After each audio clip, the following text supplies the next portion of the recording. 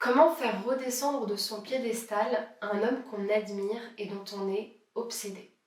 Bonjour à vous mesdames, j'espère que vous allez bien. Je suis ravie de vous retrouver dans l'épisode d'aujourd'hui dans lequel on va parler de l'admiration, de l'obsession, de ce mécanisme qui finalement n'a rien à voir avec l'amour inconditionnel, mais beaucoup plus avec l'ego et la comparaison et le manque d'estime de soi.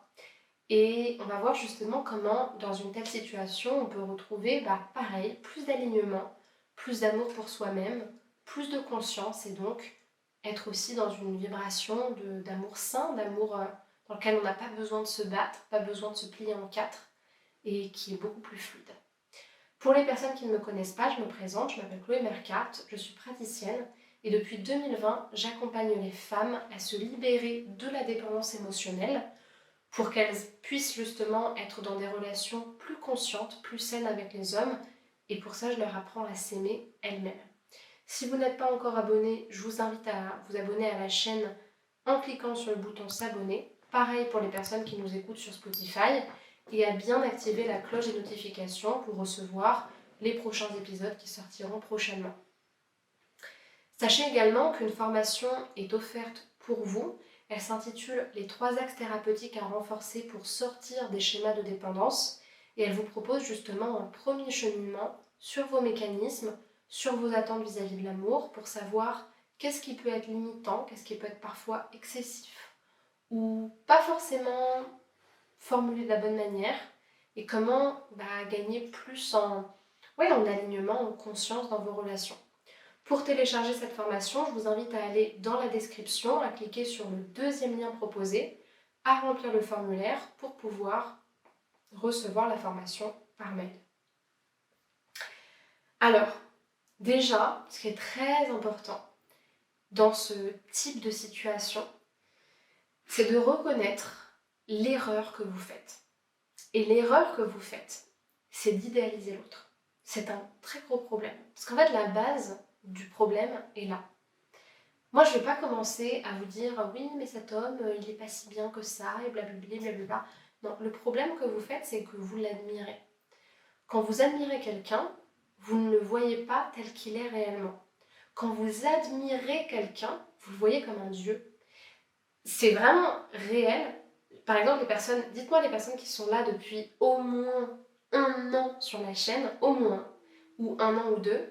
Vous savez que dans certaines de mes vidéos, allez, dans une année de vidéo, je vais parler peut-être 30 fois de David Laroche. Et quand je vais parler de David Laroche, je vais être en mode « oh là là, il est trop fort, il est trop ceci, il est trop cela ». En fait, quelque part, je l'admire. Et comme je l'admire, je ne le vois pas tel qu'il est réellement.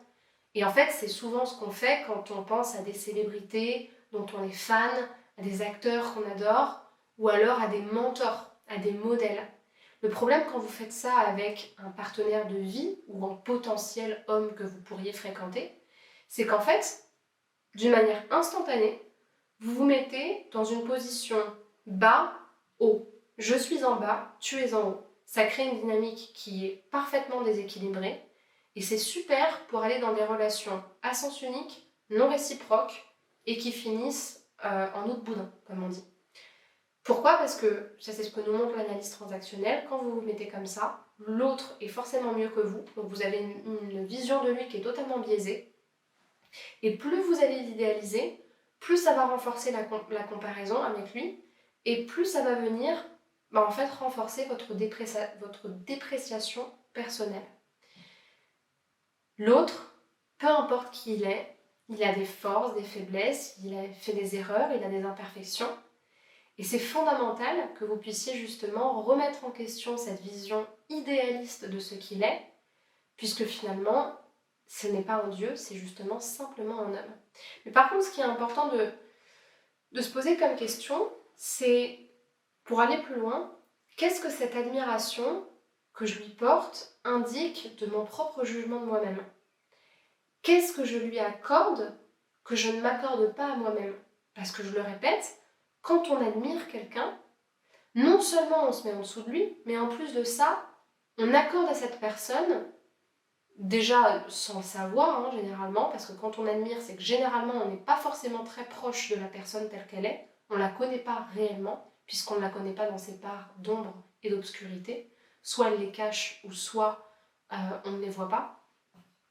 Mais quand on admire la personne, c'est qu'on lui accorde des qualités, des ressources, des forces qui sont déjà démesurées et qu'on pense ne pas avoir soi-même. Et c'est parce qu'on pense ne pas les avoir nous-mêmes et ne pas pouvoir les développer qu'on a tendance à admirer cette personne.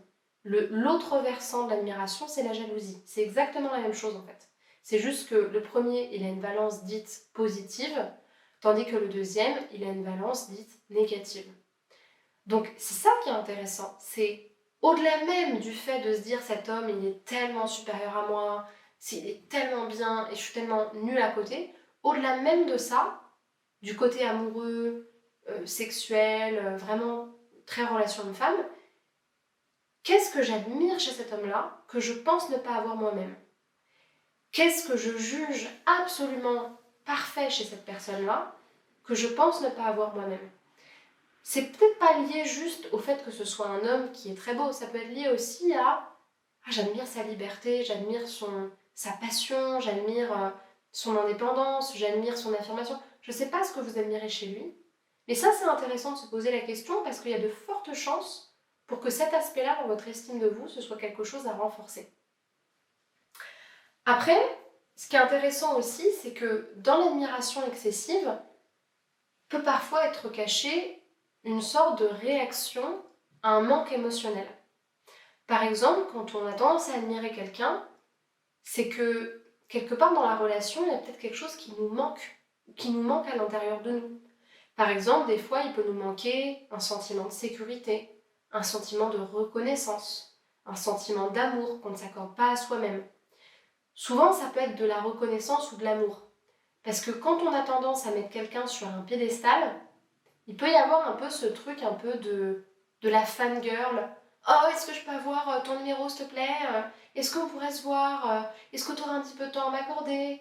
Oh, est-ce que tu m'aimes? Quelque part, la question qui est posée, c'est est-ce que tu me reconnais comme l'égal de toi? Est-ce que je pourrais juste avoir ton odeur, un petit peu comme les fans de Claude François dans le film Clo-Clo, où les fans, elles courent. Oh, Clo-Clo, Clo-Clo, Clo-Clo. Oui, mais en fait, ça montre quoi, ça? Ça montre un manque d'amour qu'on ne s'accorde pas à soi-même. Et donc du coup, je mets un autre sur un piédestal et j'attends que cette personne me donne un tant soit peu de son odeur divine finalement pour avoir un tout petit peu d'air, comme si c'était l'atmosphère qui nous manquait, et se sentir reconnu et se sentir aimé. Donc ce mécanisme-là, malheureusement, il est malsain. Donc il faut se demander comment est-ce que je peux répondre à ces mêmes besoins émotionnels dont je manque par moi-même. Comment est-ce que je peux, au lieu d'aller les chercher chez l'autre, m'accorder de la reconnaissance, de la sécurité, de l'amour pour moi. La clé, c'est de revenir à soi, de regarder ce que cette personne a d'humain et d'arrêter de le placer au-dessus de tout. Regardez ce qu'il vous apporte réellement. Regardez la relation avec un œil plus réaliste. Revenez à la réalité en fait. Concrètement, vous l'idéalisez, mais est-ce que la relation est équilibrée?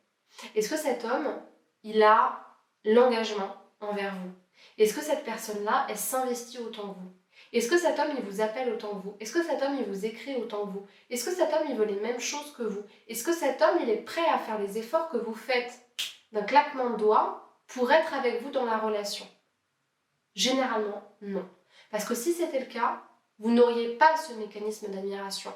C'est justement parce que vous pliez en quatre comme pour vous jeter sous un camion, juste pour être écrasé par ses roues, que lui n'a rien à faire, ou que lui ne fait rien, donc vous le mettez sur un piédestal finalement. Sauf que, encore une fois, c'est pas la réalité, et ce n'est pas équilibré. Donc revenez à vous, et augmentez votre estime pour vous-même. J'espère que cet épisode vous aura plu. Si c'est le cas, je vous invite à me laisser un commentaire, une question dans l'espace des commentaires, à évaluer le podcast de 5 étoiles et à liker la vidéo par un pouce bleu pour augmenter le référencement de la chaîne YouTube, qu'elle soit plus visible, que le message soit davantage transmis. Et si vous avez justement besoin de faire un travail plus profond sur justement votre positionnement dans les relations, l'importance que vous donnez à certaines personnes versus la valeur que vous vous donnez à vous-même, ça peut être intéressant justement d'aller creuser, approfondir vos mécanismes, ce que vous attendez aussi des hommes, et pouvoir en parallèle faire un travail plus important sur votre estime de vous. Donc pour ce faire, je vous invite à réserver un appel de 30 minutes avec moi pour qu'on fasse le point sur votre situation, qu'on discute de ce que vous souhaitez changer, que je vous explique quel est mon cadre de travail et qu'on planifie une première séance ensemble. Donc pour ce faire, je vous invite à cliquer sur le premier lien en description, à choisir l'horaire qui vous correspond, à remplir les questions et ensuite on pourra s'appeler. Pour terminer, je vous invite à aller dans la description pour regarder les différentes formations, différents programmes en ligne existants, notamment un sur la dépendance affective et l'estime de soi et un autre sur les clés de l'intelligence émotionnelle pour faire s'épanouir une relation dans le temps. Et enfin, je vous remercie pour votre attention et je vous invite à me rejoindre sur ces réseaux sociaux. Merci beaucoup pour votre attention et à très bientôt. Au revoir.